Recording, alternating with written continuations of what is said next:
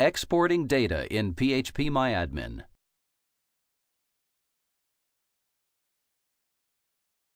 This tutorial will show you how to export data in phpMyAdmin. For this tutorial, we are connected to phpMyAdmin using the root MySQL user. When connecting as another user, some options may be disabled dependent on the server's configuration and the specific privileges granted to the user by the system administrator. On systems configured to use Plesk, the master MySQL user is the admin user instead of root. Many systems are configured with control panel software installed used to delegate the administration of the accounts on the server. Whenever possible, it is recommended that you use the controls within the control panel itself for certain tasks, such as the creation of databases, creation of users, management of user privileges, etc., instead of phpMyAdmin. Performing these tasks outside of the control panel can produce undesirable results in the operation of the control panel software. On Linux-based systems, database names, database users, table names, and column names are case-sensitive, whereas on Windows-based systems, these names are case-insensitive. Click the Export link.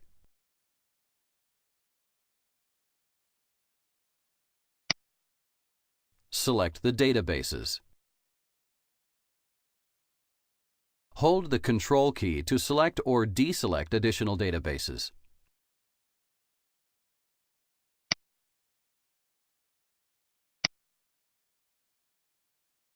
You can also select to convert the data to a different storage platform. However, to re-import it back into this database, you will need to use SQL.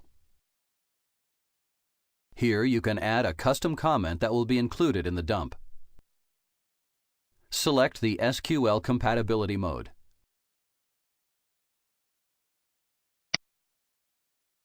Here, you can have the dump converted to syntax that is compatible with older versions of MySQL or other SQL-based database engines. Selecting None will use the current version of MySQL installed on the server. Enabling this option will include a drop database statement in the dump at the beginning of the section for each database included. This is used to clear the existing database before restoring from a backup.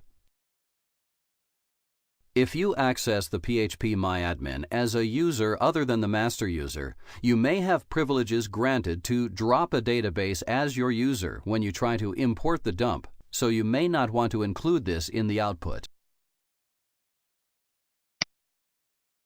This option will include the commands to reconstruct the database in the dump. Unchecking it will just export the commands to reinsert the data.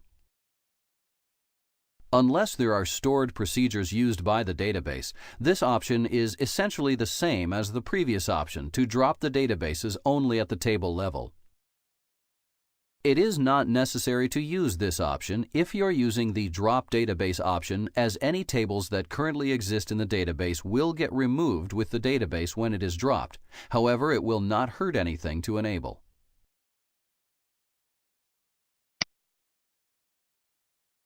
This option will add "if not exists" to create table statements to prevent conflicts when reconstructing the tables.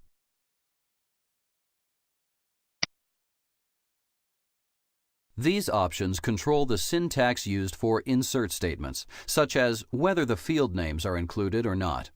Unchecking them can increase performance when importing and exporting large databases, but will decrease legibility if you need to edit the statements in the dump prior to the importation. This option limits the length of the query created by the dump.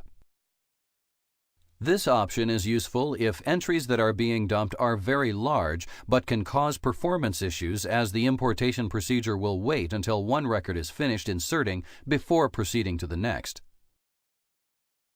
This option will cause errors to be treated as warnings, allowing the import procedure to continue instead of being aborted if a problem occurs with the insert.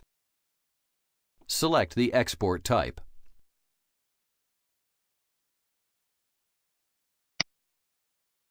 The traditional method of restoring a database from a backup is to remove the data and then reinsert it. You can choose to export statements to update or replace existing records instead. However, these sorts of statements will fail on execution if the record no longer exists during the importation, but this can be useful when exporting for a data conversion of some sort. This option will write the dump to a text file and prompt us to download it. By default, phpMyAdmin will use a template that names the file after the host name of the server. This can be changed, however, to a different value. This option will save the template so that it can be used again at a later date. These options can be used to automatically add the dump to a compressed archive, reducing the file size prior to the download. Click the Go button.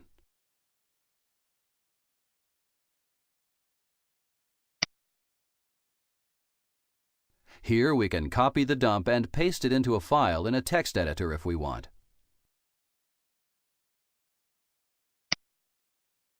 Now, let's look at the options for working with a particular database. Click a database name.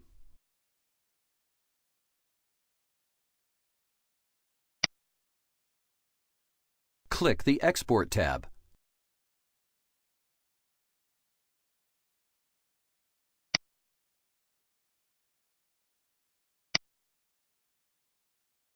Here we can select which tables are included in the dump if we only want to export part of the database.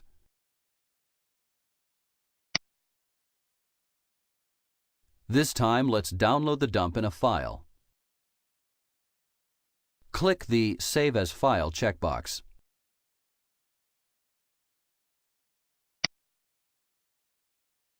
Since we are working with a particular database this time, the template for the file name will use the database name by default. Click the Go button.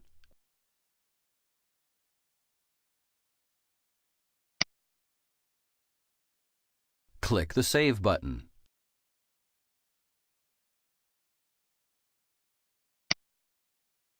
Click the Save button.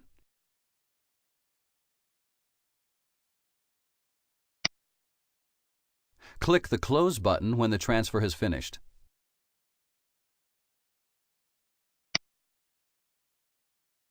Databases exported using the options under the Export tab of a particular database will not include the command to create the database itself. Therefore, you will need to import these using the options under the Import tab for the database you are importing into. Dumps made using the Export option on the main menu will have the statement and thus can be imported from either location. Due to the limitations of web applications and/or the server configuration, when exporting large databases, there's a potential for timeouts and errors that cause the export to fail. When this happens, it is recommended that you perform the dump manually from the shell instead of using phpMyAdmin. Congratulations! You now know how to export data in phpMyAdmin.